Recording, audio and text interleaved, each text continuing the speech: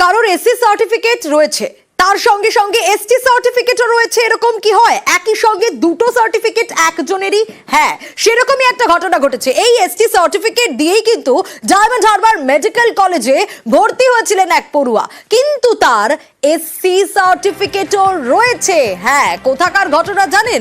কোন medical college বিতর্কে পড়েছে এই ঘটনায়? ডায়মন্ড হারবার মেডিকেল কলেজে সার্টিফিকেট বিতর্ক তৈরি হয়েছে, কারণ একই ডাক্তারি পড়ুয়া, তার এসসি সার্টিফিকেটও রয়েছে, এসটি সার্টিফিকেটও রয়েছে। কিন্তু কিভাবে, এই নিয়েই তো প্রশ্ন দানা বাঁধতে শুরু করেছে। আর এই ঘটনাকে কেন্দ্র করে ইতিমধ্যেই আন্দোলন পর্যন্ত শুরু হয়েছে। সার্টিফিকেট বিতর্কে মেডিকেল কলেজ, একটা মানুষের একটা সার্টিফিকেট থাকতে পারে, কিন্তু কিভাবে এসসি সার্টিফিকেট এবং এসটি সার্টিফিকেট একই সঙ্গে থাকতে পারে? এবং ডায়মন্ড হারবার মেডিকেল কলেজে এই সার্টিফিকেট বিতর্ক, আর তাতেই মেডিকেলে ভর্তি হয়েছে পড়ুয়া। ভর্তি বাতিলের দাবি আদিবাসী কল্যাণ সমিতির তরফ থেকে। স্বাস্থ্য ভবনে নালিশ মেডিকেলের অধ্যক্ষের।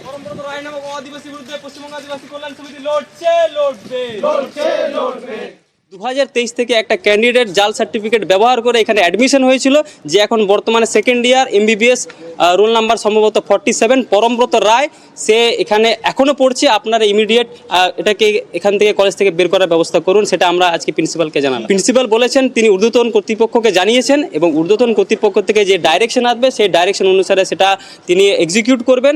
আমরা বলেছি শুধু এক্সিকিউট নয়, আমরা তার প্রপার যেন ইনফরমেশন পাই, না হলে পরবর্তী পদক্ষেপ আমরা চিন্তা ভাবনা করব। আমাদের কাছে একটা কমপ্লেন আছে, স্বাস্থ্য ভবনে জানাই। স্বাস্থ্য ভবন থেকে ব্যাকওয়ার্ড ওয়েলফেয়ার সোসাইটি, ওদেরকেও চিঠি করা হয়েছে, কিন্তু আমাদের কাছে কোনো ইনস্ট্রাকশন এখনো পর্যন্ত আসেনি। কিন্তু এই ডেপুটেশনের ব্যাপারটাও আমরা স্বাস্থ্য ভবনে জানিয়েছি।